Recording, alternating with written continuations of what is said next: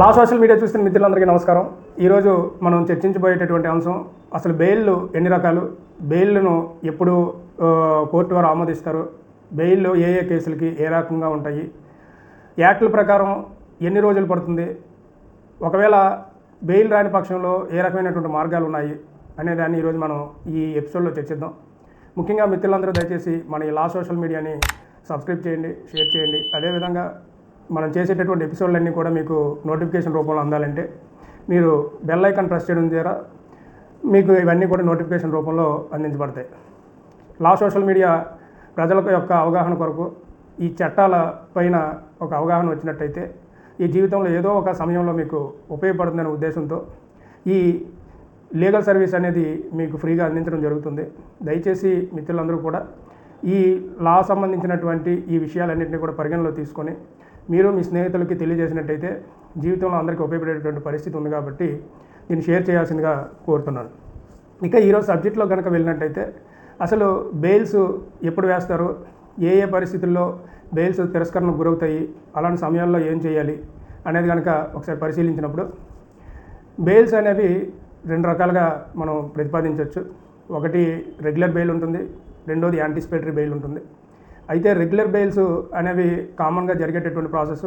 ఒక పర్సన్ని ఏదైనా ఒక ఇష్యూలో అరెస్ట్ చేసిన తర్వాత అతన్ని ఎఫ్ఐఆర్ నమోదయ్యి అరెస్ట్ చేసిన తర్వాత అతన్ని దగ్గరలో ఉండేటటువంటి మేజిస్ట్రేట్ వారి ముందు ప్రవేశపెట్టడం, మేజిస్ట్రేట్ వారు ఆయనకి 14 రోజులు రిమైండ్ విధించడం, రిమైండ్ కాలంలో అతని పైన ఈ బెయిల్ అనేవి ఫైల్ చేయడం అనేది కోర్టులో జరుగుతూ ఉంటాయి. అయితే బెయిల్ ఫైల్ చేసేటప్పుడు అసలు అందులో ఈ పర్సన్ ఇన్వాల్వ్ అయ్యారా లేదా, ఇంటెన్షనల్గా కేసు ఫైల్ చేశారా అనే విషయాన్ని కూడా చెప్పాల్సినటువంటి పరిస్థితులు ఉంటాయి. కారణం ఏదైతే రిమాండ్ రిపోర్ట్లో ఆ వ్యక్తికి సంబంధించినటువంటి డీటెయిల్స్, ఆ కేసు పూర్వపరాలు ఇచ్చినప్పుడు దాంట్లో కీలకమైనటువంటి అంశాలని లేవనెత్తాల్సినటువంటి పరిస్థితి బెయిల్ సమయంలో ఉంటుంది. ట్రయల్కి వేరేగా ప్రొసీజర్ ఉన్నప్పటికీ కూడా బెయిల్లో మెయిన్ కీలకంగా ఆ పర్సన్కి సంబంధించినటువంటి ఫ్యామిలీ బ్యాక్గ్రౌండ్ను కూడా చూపించాల్సినటువంటి పరిస్థితి. ఆయన మీద ఫ్యామిలీ ఎంతమంది డిపెండ్ అయ్యి ఉన్నారు, హెల్త్ కండిషన్స్ ఏ రకంగా ఉన్నాయి, ఏ రకంగా ఇంపోజ్ చేస్తే బెయిల్ త్వరగా వస్తుందనేది లాయర్లకి అవగాహన ఉంటుంది. సో వారి ద్వారా ఈ బెయిల్స్ అనేవి ఫైల్ చేయడం జరుగుతుంది. అయితే ఎంత సమయం పడుతుంది అనేటప్పుడు ఇక్కడ ఒక విషయాన్ని మీరు గుర్తుపెట్టుకోవాలి. ఏదైనా అంటే సెక్షన్ల వారీ కనుక మీరు చూసుకున్నట్టయితే స్పెషల్ యాక్ట్ కేసులకి వేరేగా ఉంటుంది, రెగ్యులర్ బెయిల్స్కి రెగ్యులర్ కేసులకి బిఎన్ఎస్ యాక్ట్లకు సంబంధించి ఐపీసీకి సంబంధించినటువంటి కేసులకి వేరేగా ఉండేవి. దాని ప్రకారం కనుక చూస్తే ఏదైనా దొంగతనాలు, డెకాటీలు, లేదు అనుకుంటే ఏదైనా చిన్న చిన్న రాబరీస్ కానీ, లేదు అనుకుంటే ఇక ఇతర చిన్న ఏవైనా వర్క్ జరిగేటప్పుడు అలాంటి వాటిలో అరెస్ట్ అయినటువంటి వ్యక్తులకి 60 రోజులు కాల వ్యవధిలో మీరు బెయిల్ ఫైల్ చేసి తీసుకోవడానికి బయటికి రిలీజ్ చేయించుకునేటటువంటి వెసులుబాటు ఉంది. ఎందుకంటే ఏదైనా ఒక కేసులో అరెస్ట్ అయిన తర్వాత పోలీసు వారు ఇలాంటి రెగ్యులర్ కేసుల్లో 90 రోజుల్లో ఛార్జ్షీట్ ఫైల్ చేయాల్సి ఉంటుంది. ఒకవేళ పోలీసు వారికి ఛార్జ్షీట్ 90 రోజుల్లో ఫైల్ చేయని పక్షంలో, ఈ ఫైల్ చేయని పక్షంలో వారి మీద కొన్ని రకాలైనటువంటి ఎక్యూజర్ రైట్స్ అనేవి బయటికి రావడం జరుగుతుంది. అంటే ఏంటి ఎక్యూజర్ రైట్స్ అంటే, ఇండియన్ కాన్స్టిట్యూషన్ సంబంధించినటువంటి భారత రాజ్యాంగంలో ఆర్టికల్ 21 దీన్ని రిఫ్లెక్ట్ చేస్తుంది. అంటే ఆయనకు ఉండేటటువంటి స్వతంత్రాన్ని వీరు బంధించేటటువంటి అవకాశం ఇక లేకపోవడం ఒకటి ఇందులో మెయిన్ ప్రతిబింబిస్తుంది. కాబట్టి ఈ ఆర్టికల్ 21 ప్రకారం ఈ బెయిల్ని తీసుకునేటటువంటి వెసులుబాటు కోర్టులో ఈ ముద్దాయికి ఉంటుంది. కాబట్టి ఎవరికైనా 60 రోజులు దాటిన తర్వాత, లేదు 90 రోజుల వరకు కూడా, ఎందుకంటే ఛార్జ్షీట్ ఫైల్ చేసినట్టయితే పర్వాలేదు. ఛార్జ్షీట్ ఎందుకు ఫైల్ చేయాలి అని అంటే అప్పటి వరకు జరిగినటువంటి ఏదైతే ఇన్వెస్టిగేషన్ ఉందో అంత కలిపి ఒక ప్రిపరేషన్ చేసి కోర్టు వరకు సబ్మిట్ చేస్తారు. అసలు ఇంకా 90 డేస్ కూడా అంటే ఎవరైతే అందులోని ఎవిడెన్స్ల కింద ఉన్నారో వాళ్ళందరినీ కూడా విచారించిన తర్వాత ఈ ఛార్జ్షీట్లు ఫైల్ చేయడం జరుగుతుంది. కానీ కొన్ని సందర్భాల్లో పోలీసు వారికి ఉండేటటువంటి కేసుల తొలక భారం వల్ల కొన్ని కేసుల్ని అంత వేగంగా బెయిల్ ఛార్జ్షీట్లు ఫైల్ చేయలేని పరిస్థితి. అప్పుడు ఛార్జ్షీట్లు ఫైల్ చేయలేని పరిస్థితుల్లో ఏం జరుగుతుందని అంటే ఈ వ్యక్తి అండర్ కస్టడీలో ఎక్కువ కాలం ఉండిపోవడం జైల్లో జరుగుతుంది. అలాంటి సమయాల్లో ఈ ఏదైతే ఆ అక్యూజర్కి ఉండేటటువంటి రైట్స్ ఏవైతే ఉన్నాయో ఆ రైట్స్ అనేవి వైలేట్ అవుతున్నాయి. కాబట్టి వాటిని అడ్డుకోవడానికి ఖచ్చితంగా బెయిల్ వేయాల్సిన పరిస్థితి ఉంది.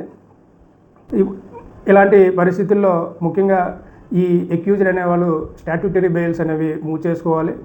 ఈ బెయిల్స్ స్టాట్యూటరీ బెయిల్స్ మూవ్ చేసుకున్నట్టయితే కోర్టు వారు ఉపశమనం కలిగించి వారికి కండిషన్స్తో కూడినటువంటి బెయిల్స్ అనేవి ఇవ్వడం జరుగుతుంది.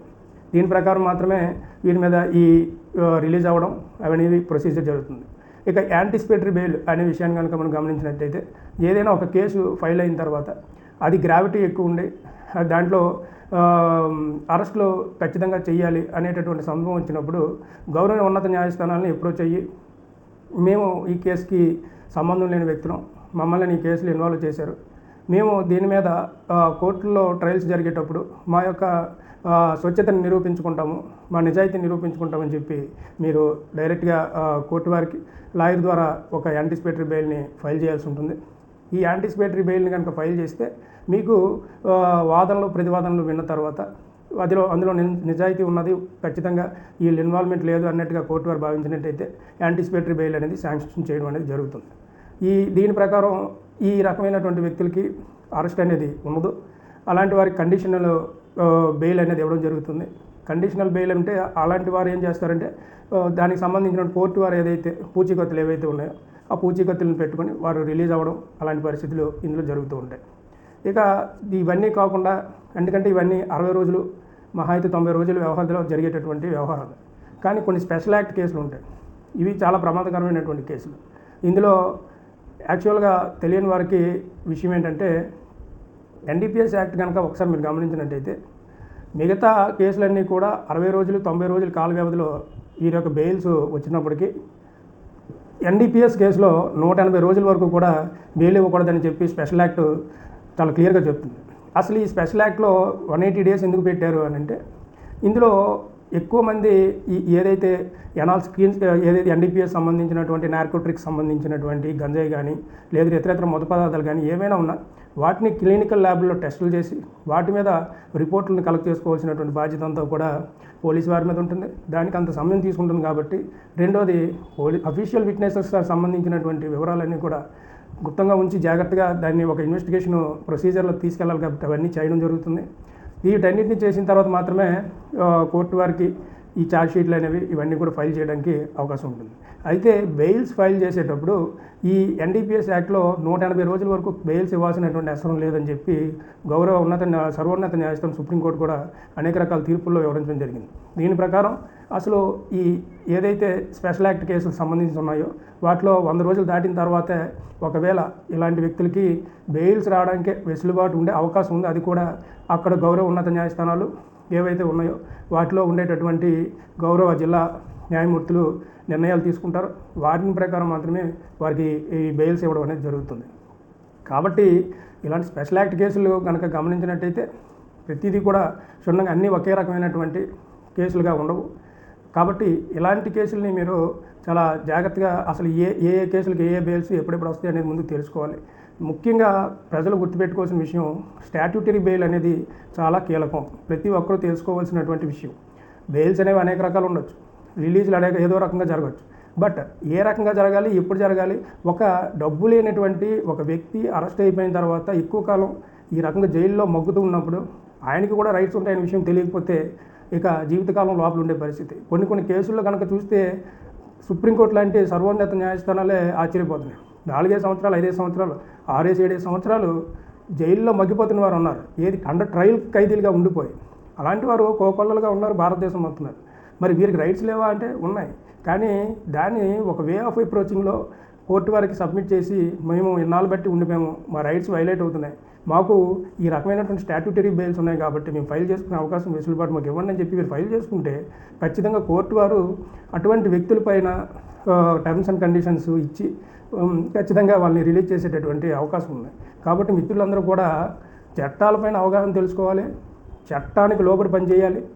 ఎలాంటి విషయాలను ప్రతి వ్యక్తి తెలుసుకొని ఎవరికి ఎప్పుడు ఏ రకంగా సమాజంలో అవసరం పడుతుందో ఎవరికి తెలియదు. కాబట్టి ప్రతి ఒక్కరూ కూడా గుర్తిరిగి ఇలాంటి విషయాల్లో ఒకవేళ ఎవరైనా ఇబ్బందికరమైన పరిస్థితులు ఉండేటప్పుడు ఖచ్చితంగా వారిని అప్రోచ్ అయ్యి వారికి సహాయ సహకారాలు అందించి రిలీజ్ చేసేటటువంటి పరిస్థితులు కూడా మీరు ముందు తీసుకోవాలి. దాంతోపాటు పోలీసు వారి యొక్క సమాచారం మేరకు వారికి సహకరించాలి. దాంతోపాటు ఏదైతే టర్మ్స్ అండ్ కండిషన్స్ ఇస్తారో అంటే ప్రతి వారం వెళ్ళి స్టేషన్లో సంతకం పెట్టడం కానీ, పూచీకత్తులు సరైన విధానంలో పెట్టుకోవడం కానీ, అన్నీ కూడా పర్ఫెక్ట్గా మీరు ప్రొసీజర్ ఫాలో అయితే చట్టం మీ జోలికి రాదు. లేదు అనుకుంటే ఇదే చట్టం మిమ్మల్ని కటకటాల పాలు చేసేటటువంటి పరిస్థితులు ఉన్నాయి. కాబట్టి బెయిల్స్ పెట్టుకునేటప్పటి దగ్గర నుండి రిలీజ్ అయిన తర్వాత ట్రయల్ నిర్వహణ జరిగి మళ్ళీ మీరు దాంట్లో జడ్జిమెంట్ అయ్యి బయటికి ఏ రకమైనటువంటి కేసులోని మేము ఇబ్బంది లేదు అనేటట్టు జడ్జిమెంట్ వచ్చినట్టయితే బయటకు వచ్చి స్వేచ్ఛాయుతమైనటువంటి జీవనాన్ని సాగించవచ్చు. అలా కాకుండా బెయిల్ వచ్చేసింది కదా అని చెప్పి కోర్టులు ఇచ్చినటువంటి వాయిదాలకు రాకుండా మీ యొక్క ఇంటెన్షనల్గా మీరు బిహేవ్ చేసినట్టయితే చట్టాలేమి ఈరోజు అంత మామూలుగా లేవు. పోలీసు వారు మీరు ఎక్కడున్నా మిమ్మల్ని దారిలో తీసుకొస్తారు. ఖచ్చితంగా ఇలాంటి విషయాల్లో జాగ్రత్త వహించాలని చెప్పి మరొకసారి తెలియజేస్తూ ప్రజలందరూ కూడా లీగల్ మీద ఒక అవేర్నెస్ని కలిగి ఉండాలని చెప్పి తెలియజేస్తూ సెలవు తీసుకుందాం.